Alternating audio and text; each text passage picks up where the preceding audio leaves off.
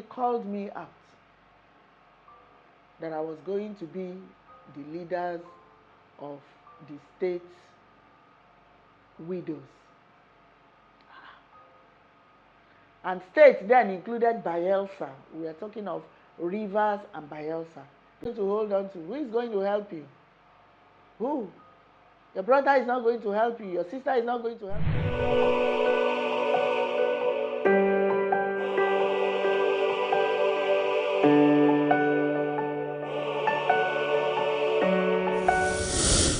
Hello people.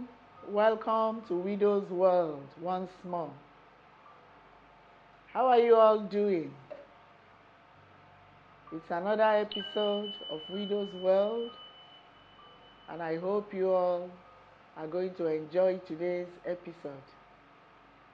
Don't forget, like, share, and post. This program, this broadcast, is not an ordinary broadcast. If you've listened to my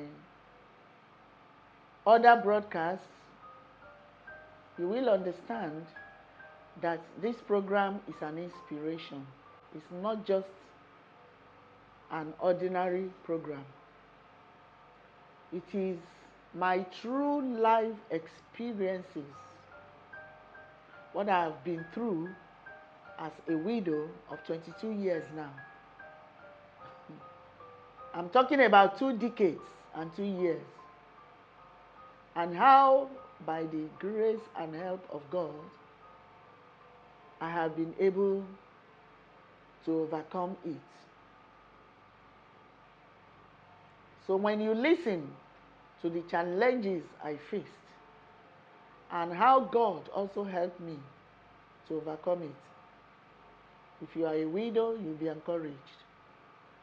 If you are in the shoes, or if you are wearing that same shoe that I wore and I'm still wearing, you will know that the death of your husband does not mean the death of your family. Yes, you may have lost your husband, but you have not lost your life. You may have lost your husband, you have not lost your children. You may have lost your husband, you have not lost the will to survive. You may have lost your husband, but you can still live. So many things to live for. If nothing else, for your children. And that is why I am saying that this is an inspiration from God. And God has actually prepared me, even outside my own knowledge, for a day like this. Yeah, because when I lost my husband and I had to stay at home after the burial for the compulsory 1 month or so, or was it 2 months, I can't remember, before I returned to church. Prior to that, I had been a worker in Jesus' House, the Redeemed Christian Church of God. And I had also, as I then, gone through the Bible College of RCCG.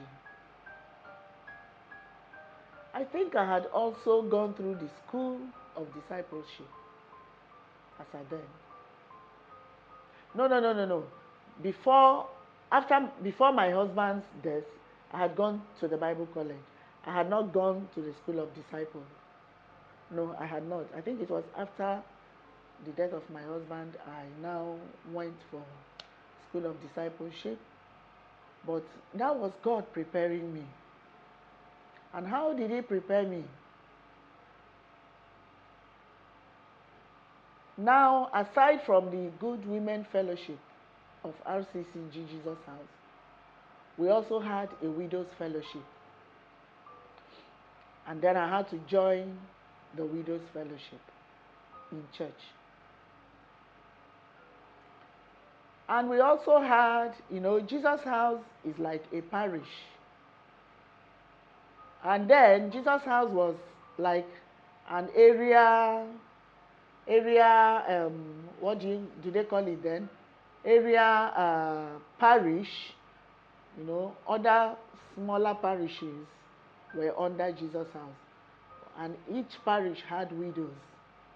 And there's also the one we call zonal widows and then state widows, like that. And within a month of my joining the Widows Fellowship, the state coordinator of widows then came to church. And in my shock and disbelief, we had a Widows Fellowship, and then he called me out that I was going to be the leaders of the state widows. And state then included Bayelsa. We are talking of Rivers and Bayelsa, because I lived in Portharcourt. Me, that was just months as a widow. I was just few months into widowhood.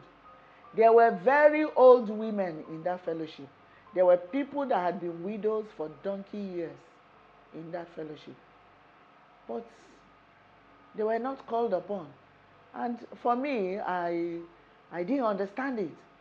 I had to go and meet the pastor one-on-one. And I was like, why? Why me? Why do I have to lead all these old widows in the house?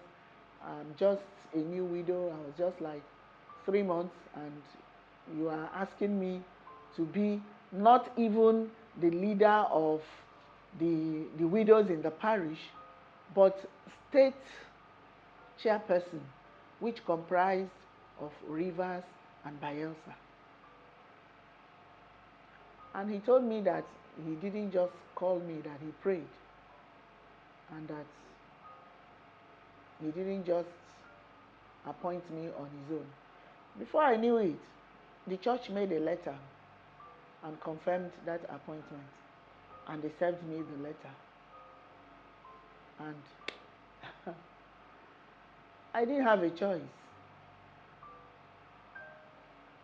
I had to start functioning in that capacity. And so, it entailed taking care of all the widows. The widows cannot just go to the pastorate to lay complaints. If any widow had any issue, they came to me first.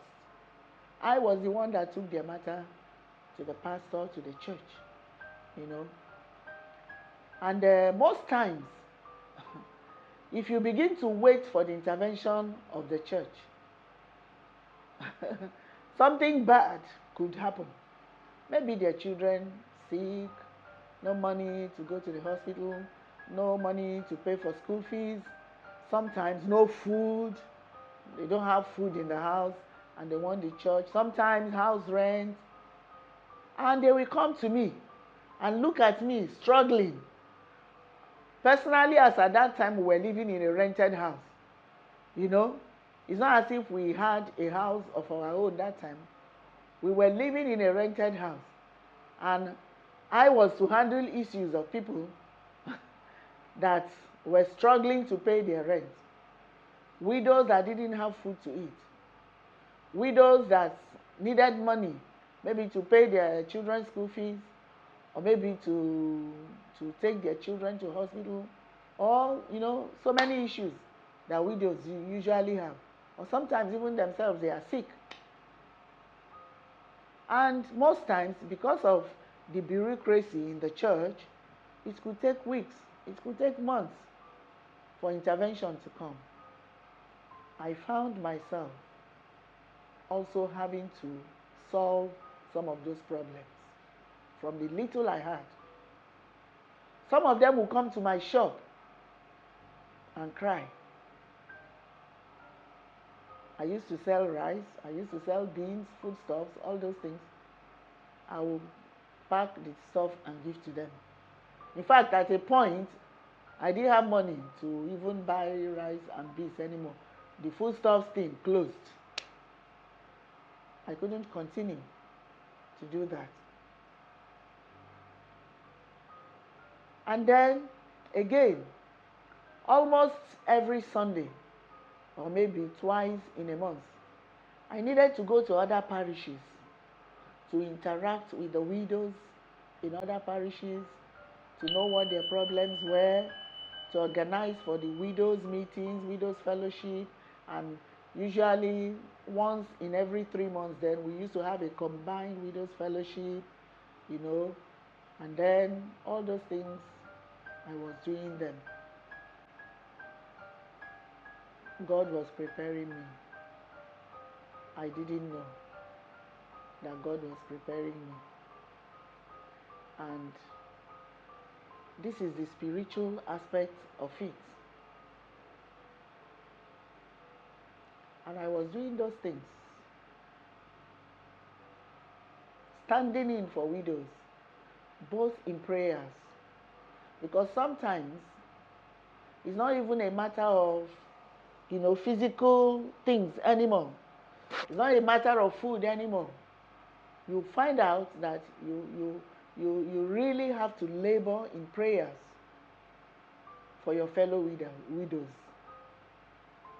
And that was what I was doing. And I thank God that God gave us that grace as at that time. And it continued until such a time that for some reasons I had to leave Jesus' house. That will be a story for another day. But what am I saying? God actually prepared me for what I'm doing today, both spiritually and physically, through the experiences that I've had to go through. And so, as you watch and as you listen, relate it, young widow, relate it, old widow, to the experiences you are passing through. One thing and one advice that I have for every widow is, you can never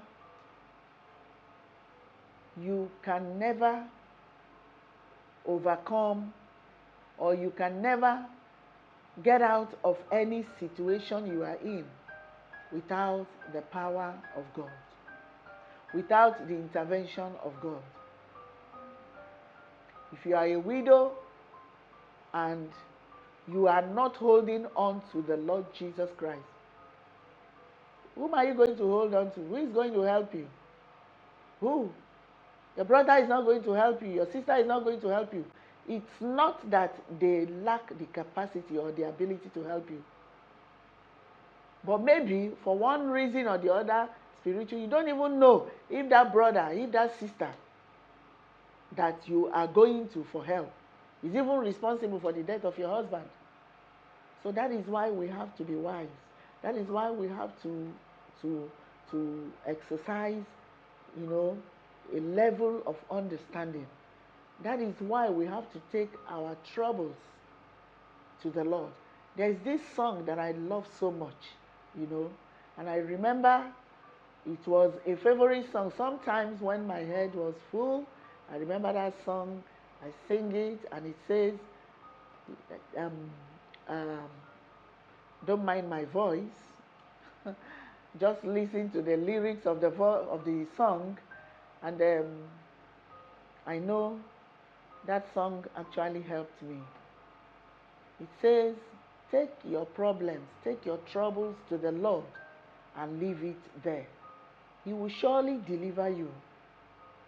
That is the lyrics of that song.